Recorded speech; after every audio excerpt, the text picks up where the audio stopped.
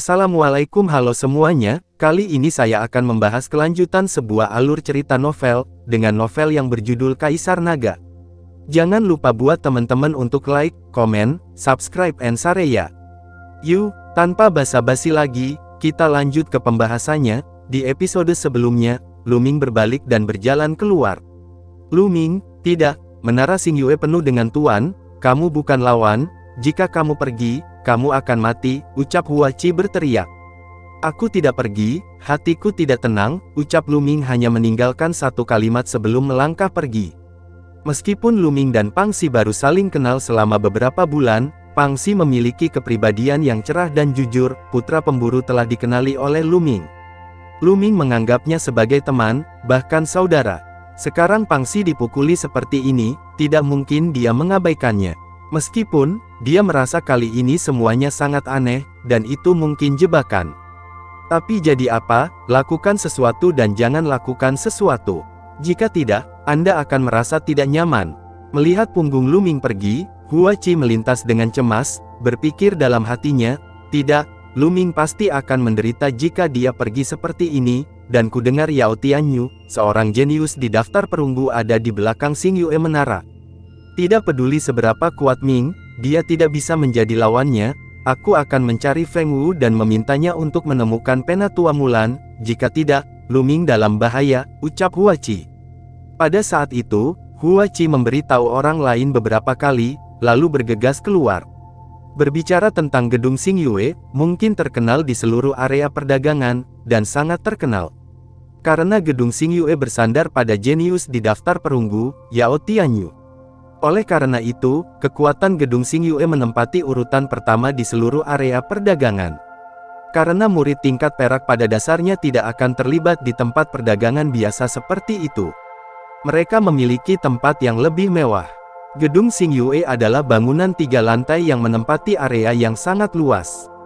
Liu Wei adalah bos kecil gedung Xingyue. Dia bergabung dengan gedung Xingyue selama lebih dari setahun. Karena pikirannya yang cepat, keterampilan manajemen yang baik, dan hati yang kejam, dia menjadi bos kecil hanya dalam waktu setahun. Saat ini, di depan gerbang menara Xingyue, dia sedang duduk malas di kursi guru besar, memandang ke depan. Karena di depan gedung Xingyue, masih ada beberapa orang di sekitarnya, dan orang-orang ini semuanya adalah murid baru Akademi Suzaku. Orang-orang ini, seperti Pang Xi dan yang lainnya, ditipu oleh menara Xingyue. Saat ini, mereka memelototi Liu Wei satu persatu, tetapi tidak berani berbicara. Karena mereka baru saja melihat salah satu murid dipukuli oleh Liga Xingyue dengan mata kepala sendiri, hampir dipukuli sampai mati. Liu Wei memegang secangkir teh dan meminumnya perlahan melihat wajah para pendatang baru di bawah yang tidak berani berbicara, dia merasa segar untuk sementara waktu. Sialan, aku punya bahan senilai 3.000 tael perak. Mereka hanya memberi 3 tael perak. Apa bedanya dengan perampokan? Para murid mengepalkan tangan mereka dengan erat dan meraung di dalam hati mereka. Apa yang kamu lihat? Kamu tidak bodoh kan? Keluar dari sini, ucap Liu Wei memarahi dengan merendahkan. Kamu kembalikan materinya, dan aku akan pergi. Akhirnya, seorang anak laki-laki kurus berusia sekitar 15 tahun tidak bisa menahan diri untuk tidak berteriak. Hehe, apakah kamu masih berani meminta materi itu kembali? Apakah kamu bermimpi? Apakah kamu mengerti bahwa kami telah membeli materimu, dan uangnya telah diberikan? Ini adalah perdagangan yang adil, apakah kamu mengerti? Ucap anak buah Liu Wei. Liu Wei tidak bicara, anak buah Liu Wei, seorang antek dengan mulut besar melompat ke sampingnya, berteriak keras. Setelah dia selesai berteriak, dia mengintip Liu Wei, dan sangat senang melihat Liu Wei diam-diam menganggukkan kepalanya, sepertinya Liu Wei sangat puas dengan penampilannya. Di bawah, pemuda kurus itu tersipu, mengepalkan tinjunya, dan berkata, adil, materi saya bernilai lebih dari 5.000 tael perak, dan Anda hanya memberi saya 5 tael perak. Saya mempertaruhkan hidup saya untuk mendapatkannya. Ya, kamu tidak bisa melakukan ini. Itu sama saja, anak buah Liu Wei Yanfei bermulut besar itu mencibir dan berjalan selangkah demi selangkah. Pemuda kurus mengertakkan gigi dan pergi keluar, berteriak, kalian melanggar aturan rumah dengan melakukan ini. Saya akan pergi ke Balai Penegakan Hukum untuk mengeluhkan Anda. Saat ini, si mulut besar berjalan menuju bocah kurus itu selangkah demi selangkah dengan wajah muram. Wajah bocah kurus itu menjadi pucat karena ketakutan. Di sekeliling, murid-murid baru Akademi Suzaku lainnya mengertakkan gigi, tetapi tidak ada dari mereka yang berani mengatakan sepatah kata pun. Lebih jauh lagi, ada banyak murid dari halaman lain yang menyaksikan kegembiraan, semuanya sangat tertarik, seolah-olah mereka sedang menonton pertunjukan yang bagus. "Jangan ke sini," bocah kurus itu meraung dan menyerang dengan telapak tangan. Tapi dia hanya di level ke-9 dari seorang prajurit, dan si mulut besar adalah murid lama yang telah mencapai tingkat ketiga dari seorang seniman bela diri, jadi dia sama sekali bukan tandingannya. Dengan satu gerakan, bocah kurus itu meludahkan darah dari pukulan itu, dan mundur lagi dan lagi, tetapi antek bermulut besar itu dengan cepat mengikuti dan mencengkeram leher bocah kurus itu. "Apakah kamu masih berani bergerak? Cari pemukulan," ucap si bermulut besar itu berteriak dengan dingin, lalu mengangkat tangannya yang lain tinggi-tinggi, dan tiba-tiba menamparkan wajah bocah kurus itu. "Dia akan sengsara." Murid pendatang baru Akademi Suzaku menghela nafas secara diam-diam, tidak tahan melihat langsung ke arahnya, dan menutup matanya. Namun, tepuk tangan imajiner tidak terdengar, dan adegan itu ingin dibungkam. Mereka membuka mata dengan rasa ingin tahu, dan melihat lengan mulut besar itu dipegang.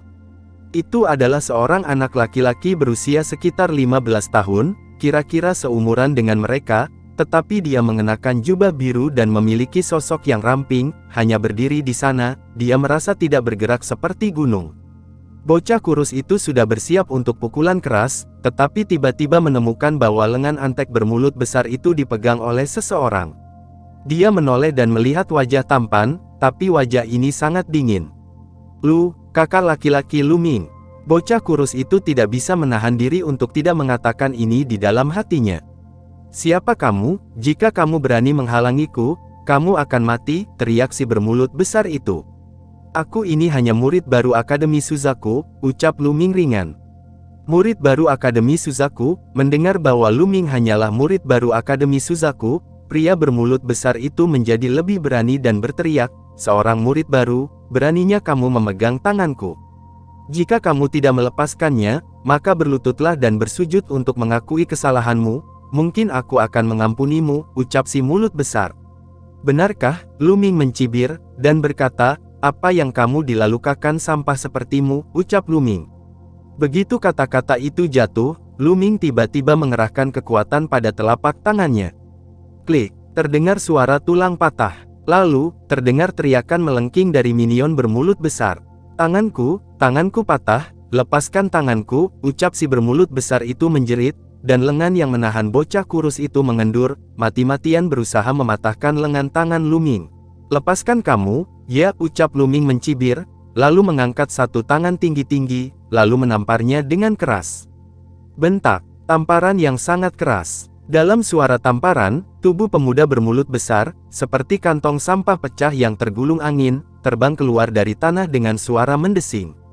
Semua orang masih bisa melihat bahwa dalam proses terbang keluar, gigi yang keluar dari mulutnya bercampur darah. Wajah dengan mulut besar itu langsung runtuh dan berubah bentuk. Menabrak, si bermulut besar itu jatuh dengan keras ke dinding di samping tangga, menjerit, dan pingsan. Murid-murid baru Akademi Suzaku itu meraung di dalam hati mereka. Tamparan ini benar-benar menyegarkan. Si mulut besar itu sombong dan mendominasi barusan, tapi sekarang dia ditampar seperti itu, sangat keren sampai ke tulang. Mereka berharap bisa berubah menjadi Lu Ming dan menamparkan pemuda bermulut besar itu dengan keras. Tetapi pada saat ini, Liu Wei yang berada di gerbang gedung Xingyue, dan anggota Liga Xingyue lainnya, memiliki ekspresi muram di wajah mereka. Lalu setelah itu, bagaimanakah kelanjutan ceritanya? Next di episode berikutnya ya. Wassalamualaikum warahmatullahi wabarakatuh.